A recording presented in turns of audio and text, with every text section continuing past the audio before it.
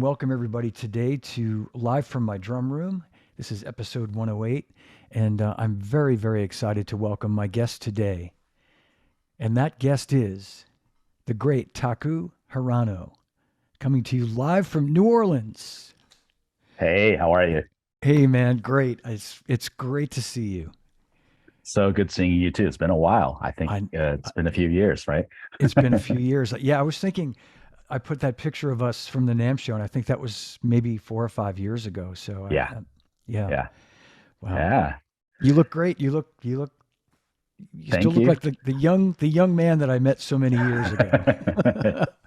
Well, thank you very much. You look great as well. Well, thank you, and thanks for making time to do this. Just for everybody watching at home, um, Taku has been on the road with LeAnn Rimes, and you've just made me aware of the fact that unfortunately you've had to cancel a few dates. Yeah, Um, yeah. She caught the flu, I guess, about 10 days ago, and she's on vocal rest right now. So we've yeah, unfortunately had to cancel a handful of shows. But it's for the best, of course, and so we're all just kind of waiting and praying and making sure that she's okay. But she's in great spirits. great, So great. yeah, we'll be back out there hopefully for the remainder of this holiday tour that leads up until Christmas. So Fantastic. And yeah, how long have you been doing this gig? How long have you been playing with Leanne? not very long. Well, I started with her at the top of May this year, and we went out pretty much for 5 months. We were out May through September, and then we've been on a break in October, November, and we were starting back up for the month of December. So I've worked with her in the past. Oh man, I worked with Leanne back in 2002, so 20 years ago, Wow. and yeah, and then I had not worked with her. Kind of reunited with Leanne a few years ago at the Music Hairs. This happened in LA during Grammys. I oftentimes am playing in the house band for the Music Hairs concert, which is like a big tribute concert every year for some major artist. That year, it was a tribute to Aerosmith, and Leanne was one of the featured artists. And so I was in the house band. I saw her again, and then at that point, they called me. They, being her manager slash producer, called me to record on two of her albums that she was recording. And then lockdown happened, and we were recording remotely. So I played on her last two albums, and we're working on another album right now, currently. So That's great. all that to say, so then it was kind of a natural progression since I was in contact with them, and I played a bunch of percussion on some of the newer stuff that she ended up giving me a call when she wanted to go more of a um, unplugged or plugged unplugged small group route with no drummer, and it was just a band with a percussion, bass, and guitar. So I've been out with her doing that configuration as a trio behind her Yeah. since May. Yeah. That's cool. And you were telling me a little bit about, the whole situation offline and how Mhm. it's sort of evolved from if I can describe it right, and please correct me if I'm wrong, but it kind of started off as really more of a kind of traditional percussive percussion role, and it's sort of expanded to somewhat more of a hybrid situation. Yeah, I mean, I at the end of the day, I'm recreating drum parts, but originally it was going to be more on cajon. Some of the newer songs I played decidedly world percussion instruments on, like congas and djembe. She wanted those specific sounds on some of her newer songs that she was trying to perform live and introduce to her audience. And then there's some just very kind of traditional country tunes that are straight, brushes on snare, train Hmm. grooves. So I had a snare drum. I immediately felt like there was no bottom to anything unless I was playing the cajon. So I added just a electronic kick pedal that's plugged into a Roland Octopad. So I like it. I have like an Octopad to my left. That's essentially a brain, and then I just have like two pedals, each with a kick drum sound. Where if Hmm. I'm facing to my left playing snare, that and train grooves, that I have a kick pedal over this way, or if I'm sitting on a cajon the entire time, or if I'm facing this way and I'm playing conga grooves, that I have a kick pedal on this way to do like four on the floor while I'm playing on top of it, and then facing front center, I'm playing cajon grooves which kind of encompasses the lows and the highs. So, Yeah. so it's definitely a hybrid kit. But it looks like we're going to start adding like an actual kick drum to my setup. It was kind of a fluke. We were just in rehearsals for the holiday tour, and my electronics weren't there. So where we were rehearsing, there's an actual drum kit. So we popped in a kick drum, and that was it. They're like, "Oh yeah, get rid of the electronics. We want a real kick drum." So I'm like, "Okay." It's like little by little, it's turning into me playing drum kit. So Oh, that's funny. And I mean, did you start off playing drum kit? Is that kind of I how d- it, I yeah. did, yeah. I was 9 years old, grade, and I started with orchestral, like concert percussion. So my very, very first instruments were marimba, concert snare, timpani, and drum kit separately, like all Mhm. with one private teacher. And so I was studying all those instruments. So yeah, I started playing drum set at 9 years old. I had a drum kit from right around then, from right when I was 10. And then I went to Berklee College of Music for my undergrad, and I got accepted as a drum set player because they didn't at that Okay. time have hand percussion as a principal instrument. So I can only get accepted for drum set, concert percussion, which I was so burnt out playing classical percussion, and I was like trying to like get to Juilliard, and I was like doing like insane amounts of hours of practicing on concert percussion. I was so burnt out on that. So or jazz vibraphone, which I knew nothing about. So I got into Berklee College of Music on drum set. So You did. Okay. And I knew you yeah, went to Berkeley, and I want to talk about that in a second. sure. And that's interesting. I should have known that because I was intimately involved with Berkeley in those days, and Uh-huh. that they didn't have a world percussion, graduate program there at that time, Yeah. that you would have come in as a drum set player. But it's funny. It seems to me that not long after you graduated from Berkeley, you were on the scene as a percussionist. Like you were like everywhere really quickly. Before I got to Berklee, my last 2 years of high school, 11th and 12th grade, I was going to a school of the arts in California that had a salsa band, a Latin jazz combo, as well as a salsa kind of big band with horns. That's where I first started learning Afro-Cuban percussion, congas, bongos, timbales. So that was like around age 16 and 17. Then I went to Mhm. Berklee for drum set. But within my freshman year, that's when Giovanni Hidalgo started teaching at Berklee. So I diverted like every single possible free credit of electives to studying with Giovanni because he was a legend. Yeah. And I was so fortunate that the 4 years that Giovanni taught at Berklee were the 4 years I was there in college. Wow. So I Yeah. got like 4 solid years with Giovanni. And then halfway through Berklee, so after 2 years at Berklee, um, during my junior year, Berklee ended up creating a curriculum and a principal instrument major for hand percussion. So then I switched everything over from drum set to hand percussion. And actually, I ended up getting more scholarship money because I was doing so much around town and in school as a percussionist. So I actually ended up being the first hand percussion major to graduate from Berklee ever. No So kidding. with a there's like two of us. Yeah, but I got my bachelor's degree as a hand percussion major. And so I did the program in 2 years, which is primarily why I was the first, because they're still kind of building the curriculum. And so it technically took me 5 years to finish college because I did 2 summers in a row. So I just blasted through and made up for all whatever credits that needed to be taken with this new principal instrument. So yeah, Wow. yeah, That makes sense. Okay. And you were there at a I mean, I remember a lot of your classmates. I believe you were there during like when Johnny Rabb was there yeah, and Nate Morton. yeah. Was Nate was Nate and I came in together in '91. We were freshmen together. We actually did the 5 week program as high school students. I've known Nate since my junior year of high school, I think. no And kidding. Little John Roberts came Yeah, in that yeah. same freshman year. John Johnny Rabb, Blackwell? Yep, John Johnny. Blackwell came in a year after me, Okay, yep. and same year as Antonio Sanchez came in a year after me. Yeah. Um, Johnny Rabb, you said. Johnny Rabb was already there, maybe 1 or 2 years before me, so he was already there. We became friends. Abe Laboriel Jr. was just finishing up.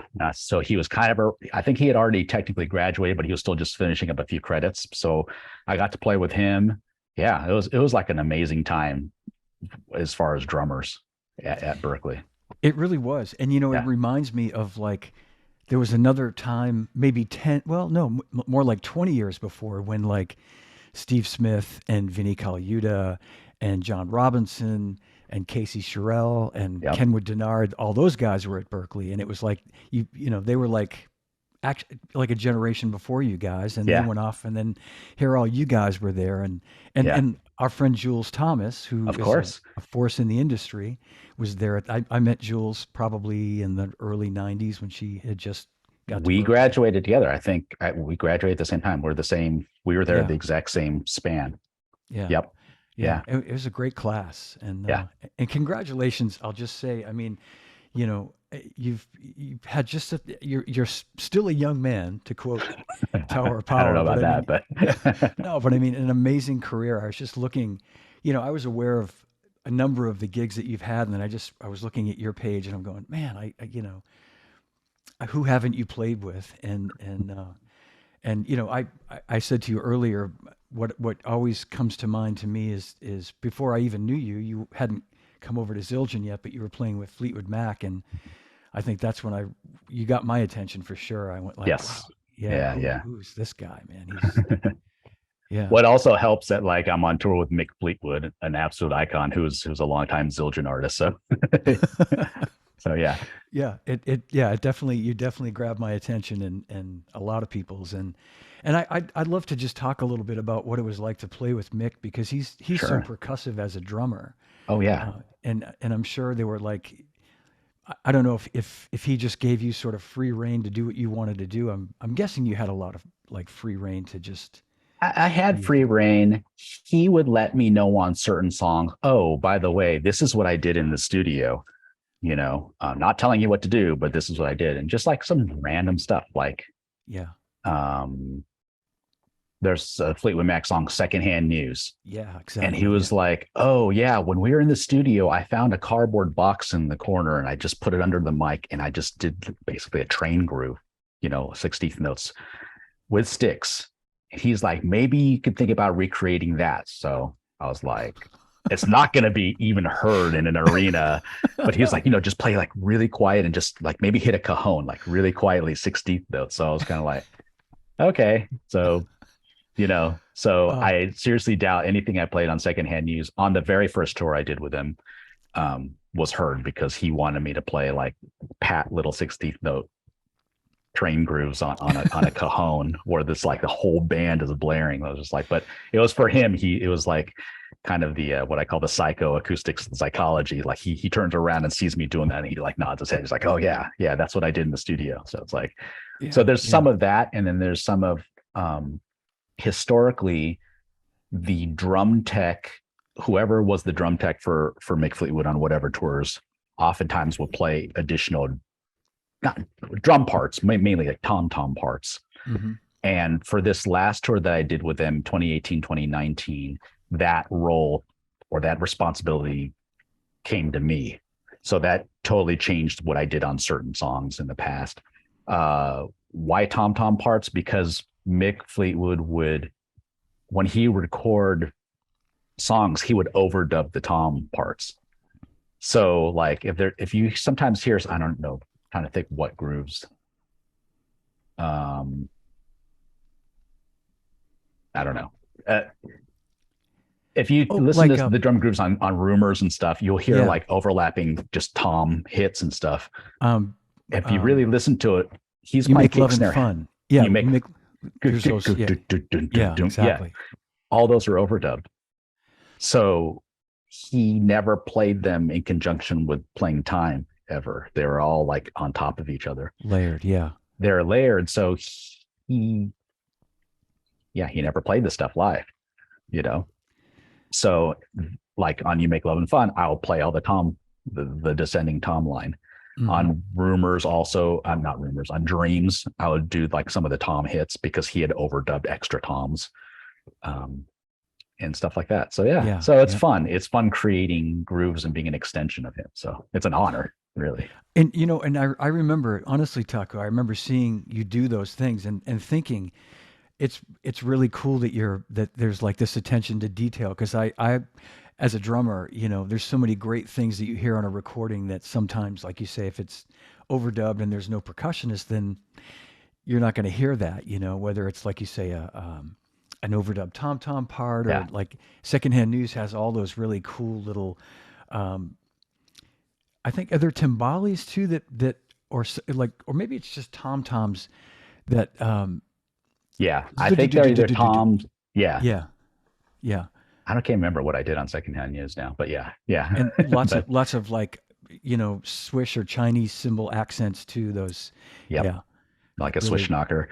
Yeah, Yeah. And then so I often get asked like by percussionists or by, whomever, like, how do you know what to play? And I'm like, if you really do your homework and listen, like there is some part that you have to cover that more often than not, regardless of the genre, whether like on an R&B thing that I'm like covering samples of finger snaps or hand claps or record scratches even that I've had to do in the past, or with Fleetwood Mac, like, no, I'm playing the extra tom parts, or like on a Christine McVie tune where she comes out from the keyboards and goes up to the front, she's often playing maracas, like always has like a bundle of like three maracas that she always mm, would play.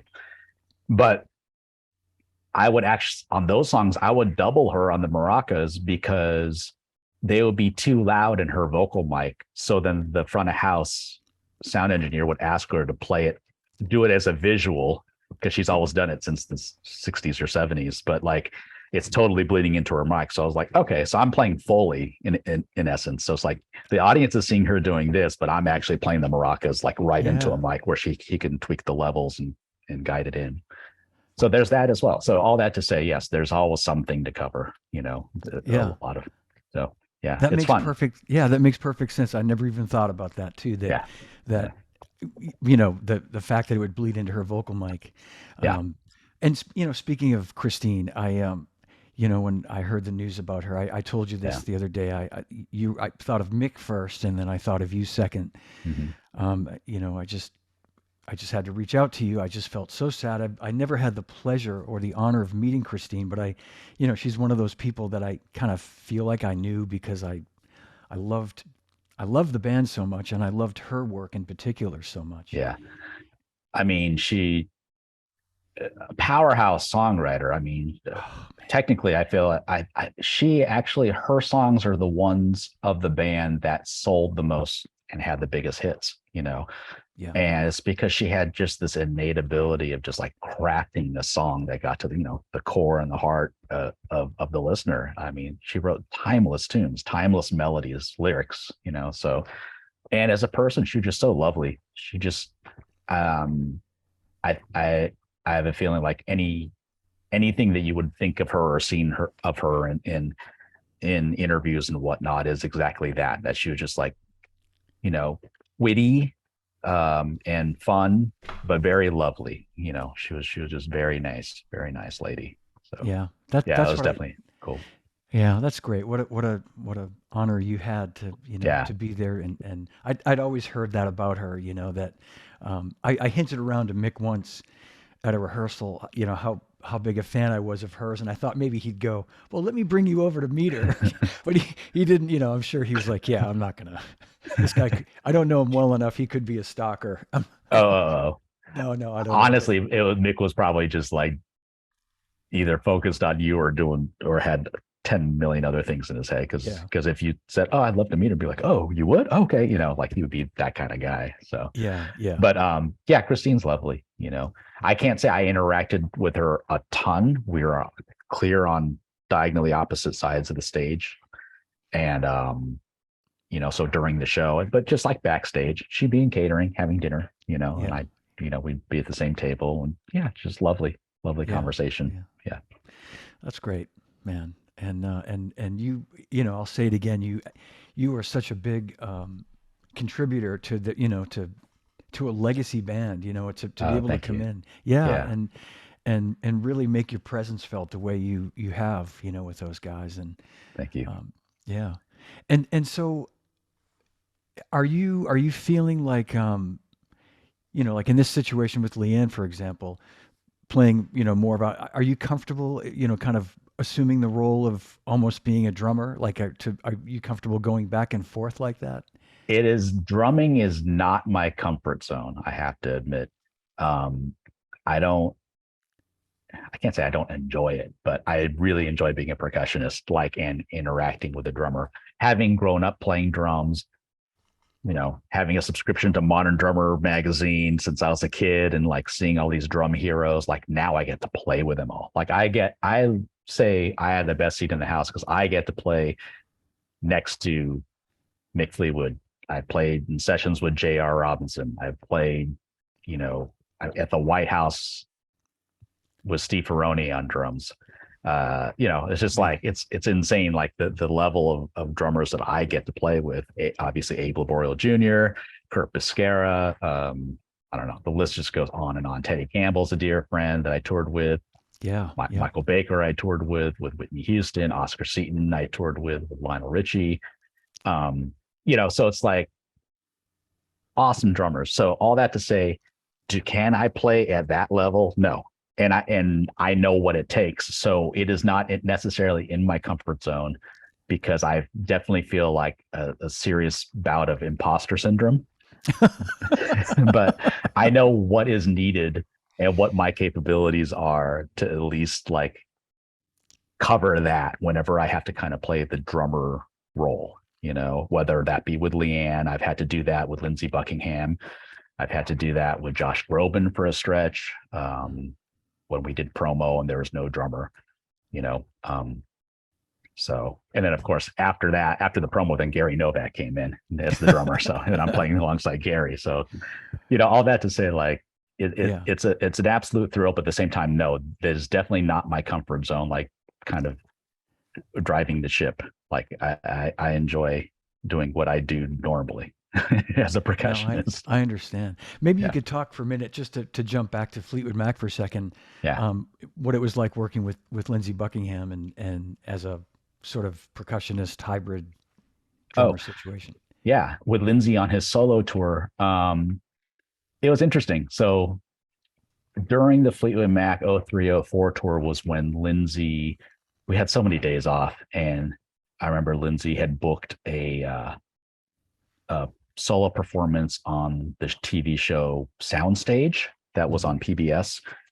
And so he came to me and just said, hey, we've got this thing. We're going to use the sideman keyboardist with Fleetwood Mac at the time, Brett Tuggle, who unfortunately passed away this past year as well.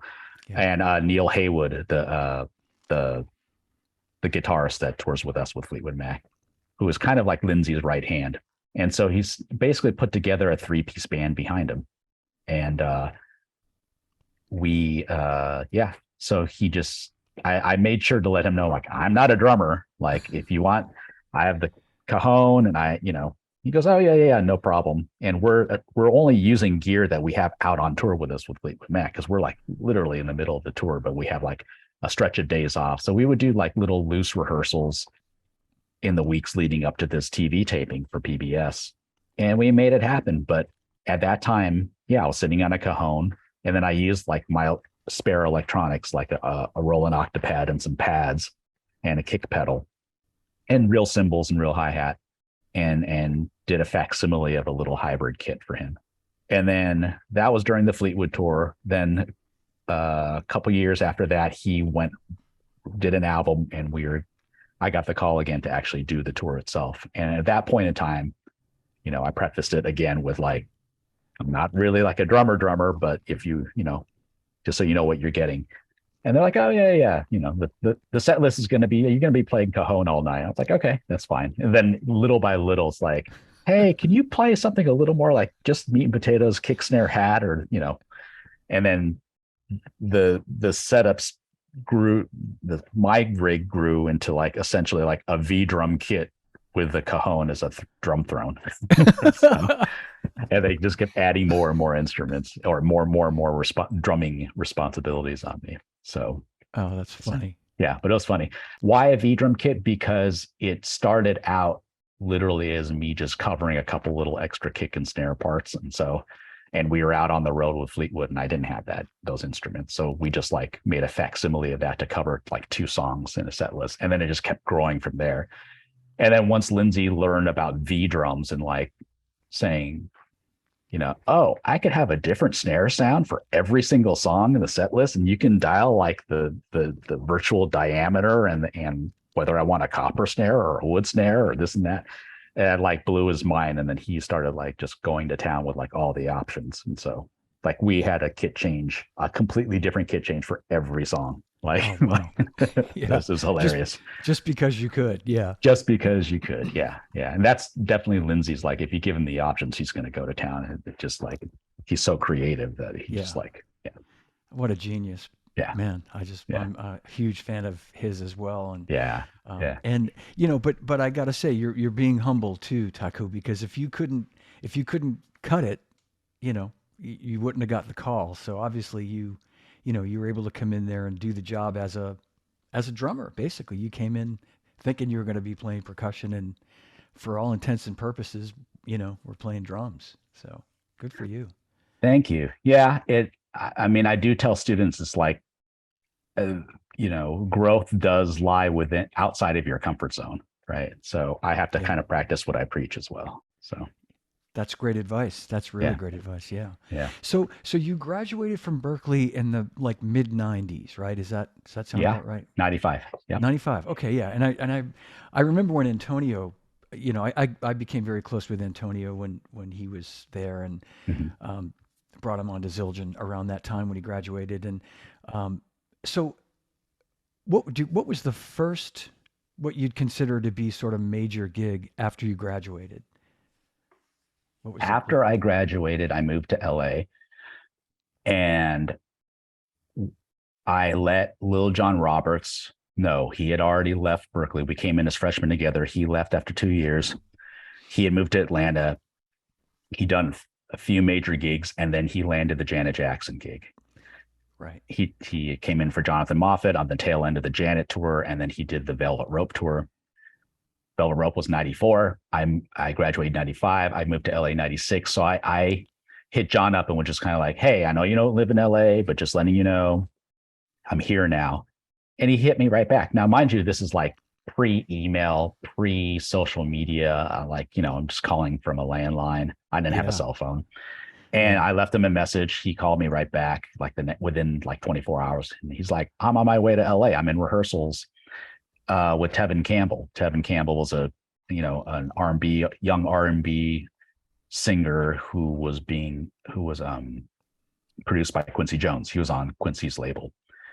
And so he's like, the band is down at Center Staging, the major rehearsal spot in Burbank. So why don't you bring some gear down, bring some congas down, jam with the band. We're always there early. We're normally just jamming for like 2 or 3 hours before Tevin comes in. I was like, okay. I brought my stuff down, jammed with them. And then Tevin came in. I played along with some of the songs they were working out. And then by the end of that day, I got offered the gig. So I got my first tour within 2 weeks of moving to LA, thanks to Little John. And then, and there was a lot of hanging out in LA, just with all the people I met through Tevin's band and beyond. One of my best friends is Gordon Campbell. Yeah. I met him right before I moved to LA, and just hanging out with him, hitting the scene, meeting musicians who were already all doing what I wanted to do, which was tour and play sessions. Yeah. So Yeah. yeah. Gordon's a fine drummer, man. Oh yeah. Yeah. Yeah. Great Yeah. drummer. Yeah. So because I remember, well, I probably keep coming back to Fleetwood Mac, but I remember that, and that was maybe the early 2000s, I think was when I had first, or was it the late 90s even? I joined Fleetwood Mac in 03. In '03. Okay. Yeah. All Yeah. right. Yeah. My first major giant world tour was in 99. It's about 3 years after I got to LA. And that was the Whitney Houston world tour. So that was like my first big world tour. Okay. I'd never performed in Europe before, and we were there for over 4 months, touring Maybe, yeah, around. maybe was Michael Baker playing drums at that Yes. time? Yeah. He was Okay, the musical director. Yep. yeah, right. Okay, Yep. maybe that's when I first became aware of you out there. Yeah. Before, Yeah. yeah, yeah. Yep. Wow, man. And Yeah. you've just, I mean, it's just kept going. And I know you toured with John Mayer, and I talk. actually technically didn't tour John Mayer. I did like well, I guess it was a tour, but it was a promo tour. It wasn't like a full blown, like year long tour. I did like all the promo after he had gone on hiatus, like he had like vocal issues and had gone on vocal rest for a year. And then he created an album in, oh God, what year was that? 2010, 2011, 2012, something like that. Anyway, so it was an album called Born and Raised, and we did all the promo and whatnot for that. Okay, So yeah, yeah, yeah, yep. yeah. And that was Incredible. Sterling Campbell was the drummer, and that was his first time ever really going on the road at that point in time. Yeah, Oh, okay. So it yeah, was that far back then. Yeah, yeah, yeah, yeah. He was just mainly a session guy, so it was great. It was great playing with Sterling. It was awesome. yeah. That's great. Yeah, You've put your own music out, right? You have a I record have. or a couple of Yeah, records out that you've. yeah. As far as like a me as a front person solo thing, I put out an album. The years. I put it out last year.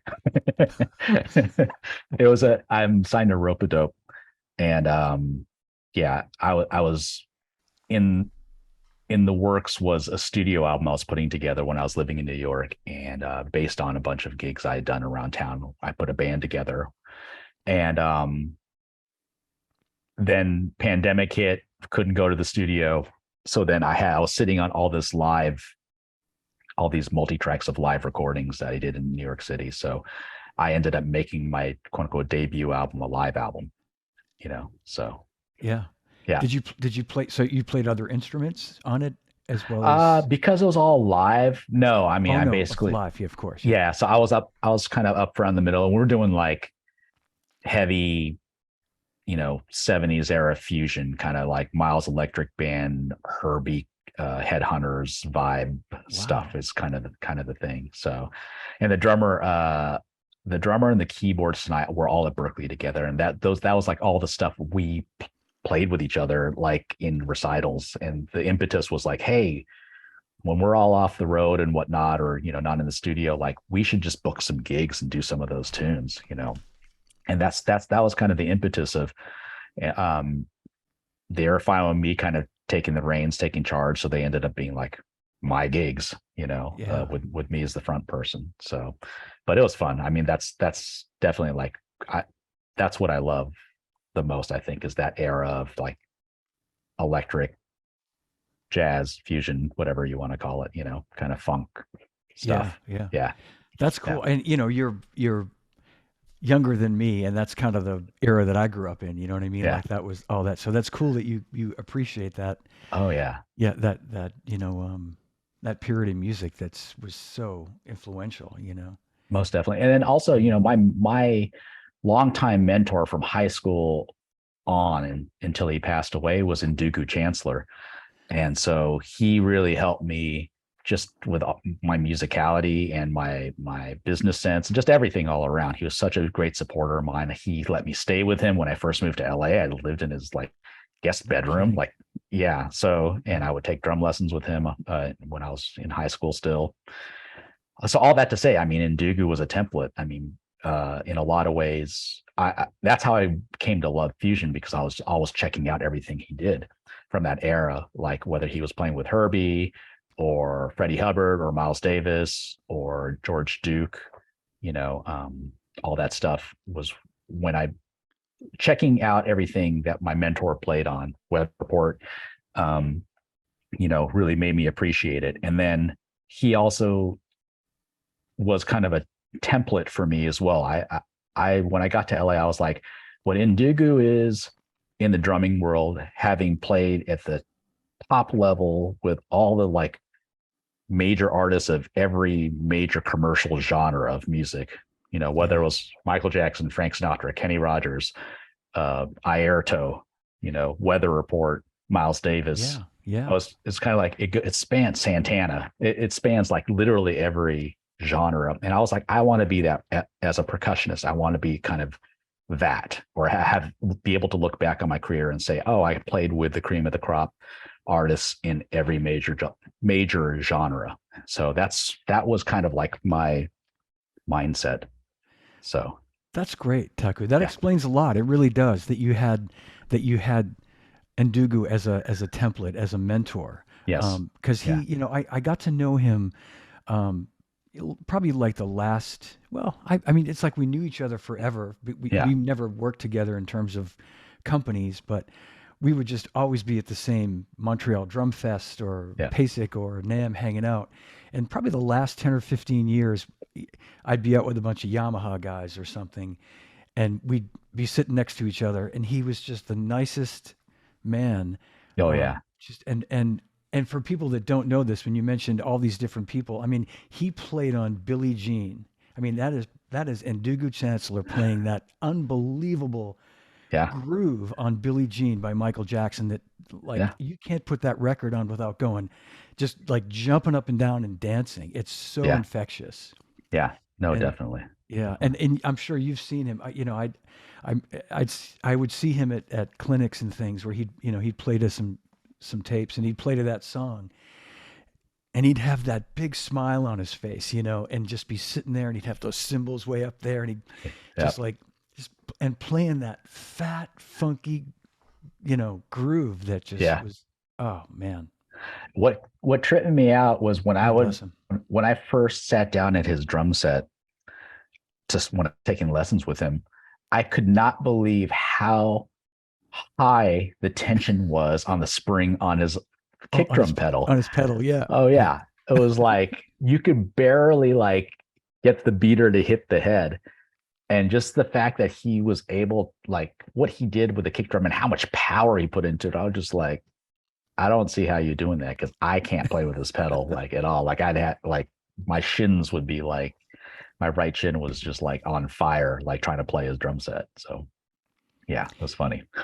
Well, so I mean, just to talk about that for a second. So he must have been so proud of you, because he got to see you playing with all these bands, and Yeah, that must have been so like rewarding for you for him to see that.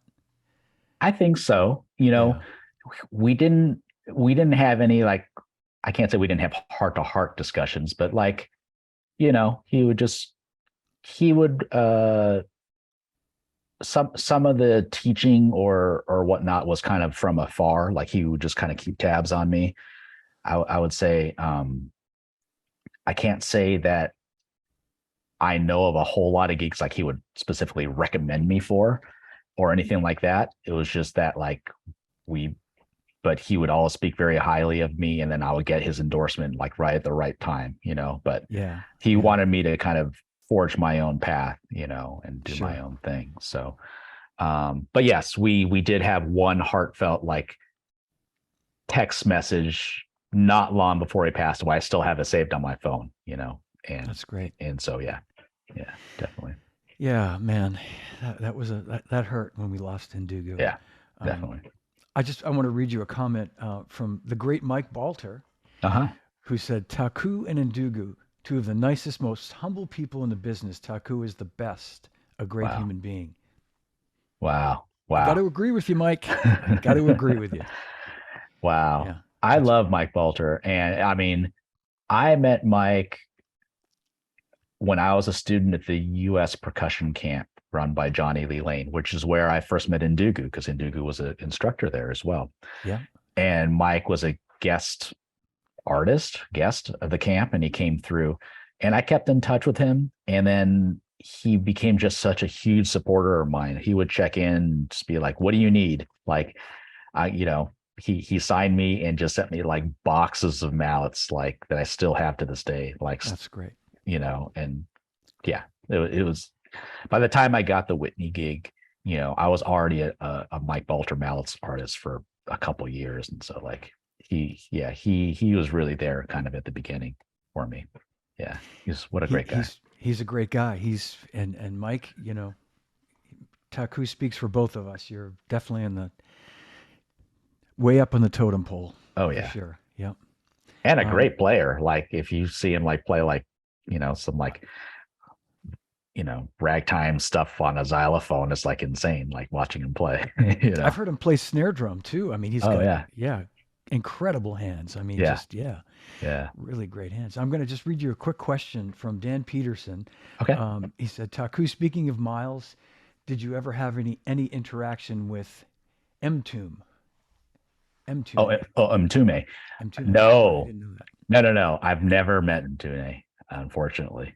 I'm a huge fan, and obviously, kind of like Ndugu, Mtume, it was like came out of the jazz and jazz fusion, and as a percussionist, as him being a percussionist, kind of the world and world fusion world of music, and then being able to like also cross over and have like, you know, huge commercial success with hits like Juicy Fruit and, just like radio hits. That's like amazing, Ndugu, same thing, where he came out, his first gig was Herbie, like during the 70s Mwandishi era. And then, and Ndugu like helped pen the Daz Band's Let It Whip, which was like a huge, 70s funk hit. Um, I mean, that's just quite an amazing feat, and within a career to really, my goal was to just be able to perform with like people of various genres, but to actually, be an artist and a front person and a writer, that left a mark um, across quite disparate genres. That's quite an amazing thing. So no, I never got a chance to meet Ntune, unfortunately, but definitely a fan. That's great. That's Yeah. great. Just I was going to just jump backwards for a second when we were talking about, different gigs that you've done. And Yeah. I would just, and I think people would be interested to know like how much your setup might vary from, or if maybe it doesn't at all. Maybe you kind of use a sort of standard setup, but I was just curious to know like how it might vary from, I know with LeAnn, it's more of a hybrid situation, but is Yeah. there kind of a template that you start with in terms of your setup? Yeah. As far as if I'm playing like my usual like straight percussionist gig Yes. Yeah. where there's a drum set player, I do have a template of just kind of over the years, I know what works for me, which is I have my three congas in front of me, quinto, conga, tumba. So I'm facing forward with the congas. I also have a mounted tambourine kind of in the center so that if I'm playing conga grooves that I can actually play, hit the mounted tambourine on backbeats. Yeah. Yeah. And then I always have my percussion table to my right because I'm right-handed. So I tend to pick up tambourines, shakers, all that kind of stuff with my right hand. So the table's to my right. And then to my left is kind of whatever is needed for the gig, whether that's traditionally it's like timbales are over here. But if I don't need timbales, then maybe it's my electronics, or like on the Fleetwood Mac gig, it's like a whole row of concert toms that I had to cover for Mick Fleetwood. Right. So that's kind of, you know, just differs. Josh Groban, I had timpani over here. So that's fluid. And then definitely cymbals overhead. And I kind of have started going more into like larger diameter cymbals because I don't want to be redundant with the cymbals that the drummer is playing. So I'm definitely not crashing at the same time as a drummer or whatnot. So oftentimes like I have like larger cymbals that are either effect cymbals or larger ones just to swell into the drummer's crashes. So my cymbals tend to be like 22, 20, 19, 18 on both sides of me. Yeah. And then maybe one cymbal that like my go-to as far as just like having one crash was either like a 16A custom or lately it's been like a 17-inch sweet crash, just to get a quintessential like crash sound if I'm like doing timbale fill or something, that I could also swell on. So yeah, but very that's kind interesting. of my basic setup, and then Yeah. whatever else I kind of need goes in there. If I need electronics, if I need specific, world percussion instruments, that just comes with a gig. I add them in there, fit them in where I can. And do you work out some of those things with the drummer, or do you kind of watch, you know the music? I'm guessing, during rehearsals, you're watching maybe where the drummer's going to hit the crash, and then you that's how you base where you start the swell? I mean, or are some of those Yeah. things actually worked out with the drummer where you say, oh, Sometimes they're worked out, but a lot of times because I started out as a drummer, like I kind of innately know like when the drummer's going to do a fill. So yeah, I'll like back out or I'll support the fill or, on the last note of a song and the drummer's like double kick and snare and cymbals, I may be doing the same thing or if towards the end when the drummer he or she'll go through a big tom fill, then I'll really lay into the cymbals to cover the toms, because then yeah, then yeah. then they're not on cymbals. So I just like I'm constantly like watching the drummer all the time, try to balance everything out. Okay, and that was Yeah, what I was going to say. Is it probably comes down to so much just visual, like just yeah, yeah, and it there's probably a lot of stuff that's the same, but it probably changes a lot too, right? I mean, it can just yeah, depend on what people are feeling, and totally, yeah, yeah, totally. And some tours I've been on where like for whatever reason they'll have like the drummer and the percussion like on completely opposite ends of the stage. It makes it really tough. yeah, Really tough. yeah, But oftentimes, like we're both kind of center, or I'm like just behind the drummer or something like that, where I can have a sight line yeah. to what they're doing. Yeah, And you've definitely. you've really you've got great stage presence too. I didn't want to forget to mention that for Uh, anybody.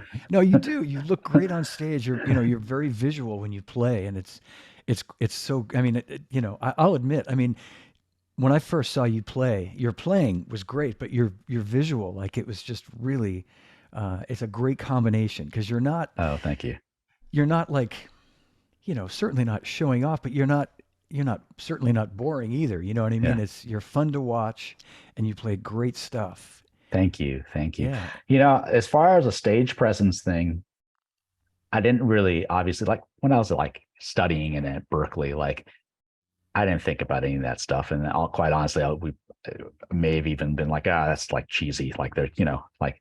But once I got on the Lionel Richie tour, then that was when I really kind of learned about stage presence from all the guys in the band and Lionel, definitely. Where like it was kind of trial by fire. Like he was like, oh, and this song, it was probably Brick House, I think.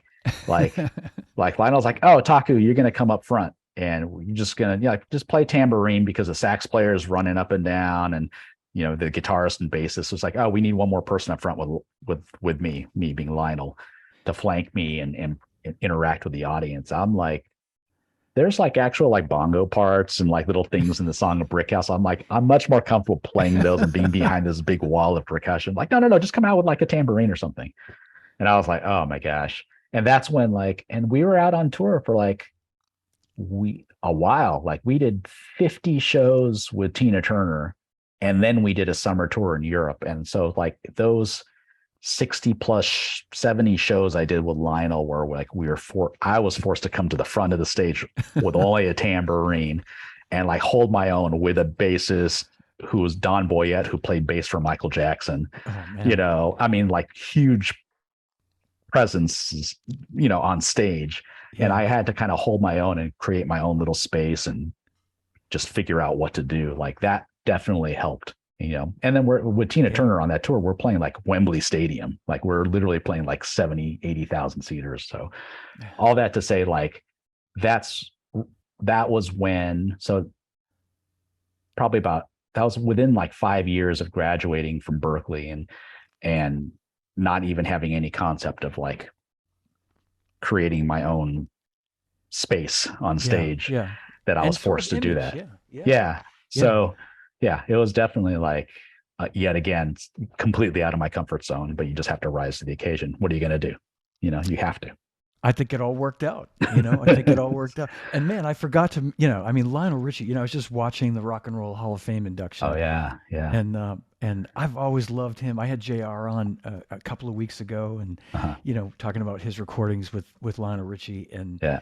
and the older I get, the more. I mean, I've always loved him. I always loved the Commodores, Yeah. and the older I get, I mean, like that to me at my old age would be like a dream gig. If Lionel Richie said, "Hey, I heard you play drums. Come on the road with me." That would be a blast to play those tunes. I couldn't play them well, but it would be a blast. So many hits. Like Oh my God. people don't realize how many hits he's written. Like Yeah. when we were out with Tina Turner for those shows, we only did it like literally a 60-minute set. So like it was hit after hit after hit. Like I think the audience was singing along to every song, Yeah. obviously like All Night Long and Say You, Say Me and Hello Yeah. and Running with the Night, but then also like all the Commodore stuff like Brick House and Yeah. yeah, it Three was just times a like Three lady. Times Yeah. Lady. Yeah. Yeah. It was just like insane, like the amount of hits that we would jam into like that hour. So, and he's such a great guy, and he's so fun on stage and in person as well. So He seems like such a cool guy. And every time yeah, you see him, he's just like a yeah. yeah, He made a beautiful speech the other, in the Hall of Fame, which was great. hmm Yeah. yeah. He's great. He's really great. So, all that to say, like I've been definitely blessed. Like I don't have any like horror stories of any of the artists I've worked with. Like they've all been so unique and so fun to work with, and I've had, I definitely feel blessed that they call me back as well. So a lot of the artists I've worked with multiple times, which, anytime you finish a tour or a gig, you don't expect to get called back, even if like the Yeah. artist may like you, but like it could just come down to politics of like, oh, they get a new musical director and the musical director for the next tour is going to bring in their people. So you just don't ever expect it. So I definitely feel like, Bette Midler, same. I've been with Bette since '04, and I've done at least I think 3 tours as well as a 2-year Vegas residency with her. Hmm. And that was a blast, and I love playing with Bette, and that's Sonny Emery on drums. When I Yeah. first started, Sonny was out with Bruce Hornsby, so it was Teddy Campbell and I came in as kind of ringers. So Wow, man. yeah, Yeah, not a bad sub for Sonny, Teddy no, Campbell. oh Yeah. man, I love Teddy. Teddy's a monster, yeah. Yeah, And yeah, Sonny's Sonny, of course, yeah. yeah. Yeah. Yeah, and Sonny's out with Clapton. He's been out with Clapton the last few years. I know he's killing that gig as well. So Yeah, yeah. yeah, Man, what a great career. Amazing. And thank you. I was just going to say that what you just said is so key for people, that are watching that want to have some insight in how the business works. Um, as you pointed out, Taku, you could be one of the all-time great percussionists like yourself, but if a new MD comes in and his buddy that he wants to bring another guy in, that's just how it goes, and it's nothing Yeah, personal, yeah. and you And sort of know that. Yeah. also, the percussion chair is one of those like that is like last hired, first fired.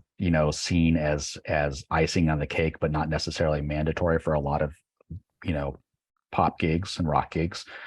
So yeah, same thing. Like sometimes the chair just kind of disappears as well with a budget Hmm. and whatnot. So yeah, Yeah, yeah. Good point. And it's great that I mean, you've been doing this a long time now, so you obviously have a great perspective on how all that works. And I could see you if you got a call, from someone, the MD from a band that you'd work with, and he said, "I'm sorry, but this we don't have a budget this time to bring a percussionist." yeah, You'd find another gig, and you wouldn't look at it like, yeah, like it was your fault or something. right. Yeah. I mean, LeAnn Rimes, I love working with her. She is so awesome. But I have no illusions that like we're just trying out this band configuration. She's not going to have this band configuration forever. She's going to want to eventually have like quote unquote regular conventional band with a drum set player and bring back a keyboardist or something. But at that point in time, I seriously doubt there'll be a budget for percussion, and she'll most likely want to get like a real drummer, you know. So like I have no illusions that at some Yeah. point like my time will end with LeAnn as well. So it's like I'm having fun, and we're just like making it happen and making it sound, making this little trio of percussion, bass, and guitar sound as best as it can, you know, given those not constraints, but just like given that configuration and keeping the artist happy. And she seems to be very happy, and we're having a blast. So, you just kind of have to, yeah, you just have to have a good attitude about it, or, Good. Yeah. definitely. That's Yeah. exactly good advice. Yeah.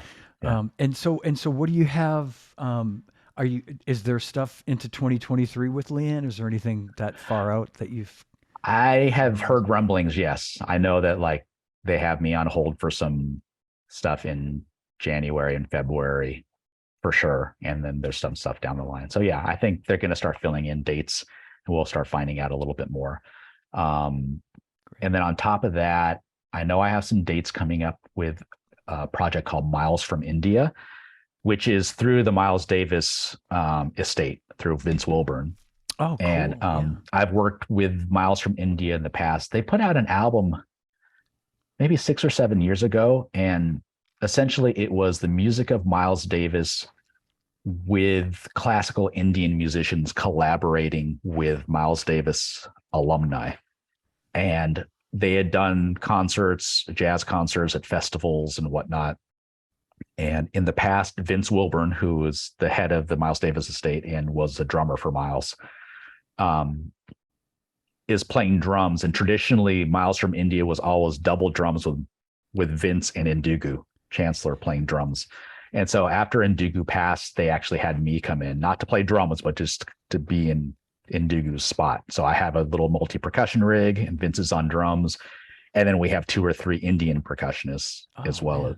And Yeah. then some Miles Davis alum on guitar and keys. And yeah, so it's a really interesting project. So we have some stuff coming up, I think, in the spring, like at SF Jazz in San Francisco, and I think some other stuff. So that's always a blast because I love playing world music and I love playing jazz fusion, and that's, both of Yeah. those things. So Yeah. It's yep. perfect. And then And just some stuff from for Berklee. I think I have some talks and whatnot on the educational end with them. Yeah. will So you be coming out to do them in person? Will you be coming out here to? I know I have to do one symposium that actually is taking place at Berklee Valencia in Spain. I think with my schedule, I'm going to have to do it remotely, Oh, which I is was a going to say bummer. it's too bad you have to go to Spain and I know. yeah. Oh, bummer. Yeah. Yeah. Oh, So I think well, I have to do that remotely, yeah. and I hopefully I'll be back in Boston doing, I used to, um, be there kind of as like an artist in residence where I would come in a week out of every fall and spring semester and work with like various departments. In addition to percussion department, I would work with like the music business department, music therapy department. They would just fill my schedule up for the week. And so hopefully that'll kick back up again at some point in time. So Yeah. yeah. Well, please let me know, Oh if yeah, definitely. yeah, I'm just 20 short miles away. So Okay. yeah. Yeah. Yeah, I love that. Great. Yeah, I haven't had a chance to be in Boston to hang for quite a while, so it'll be fun. Yeah. Yeah, Well, I so appreciate you doing this today and of course. um and and and I'm glad you're home for a little while at least Yeah, and yeah, thank you. Yeah. been So and it yeah, happy holidays to you and to your entire family. thank you. Thank you. I Yeah, appreciate that. And to you as well, to you and your beautiful wife thank you. Thank and you. yeah, and it's just a pleasure to have you here today and I want to thank you and I want to thank everybody for watching and everybody a big hand for Taku Hirano. And Taku, if you'll hang tight for 1 second, I'll end Sure. the stream and we'll say goodbye. But thanks everybody. We'll see you All right. soon. And yeah.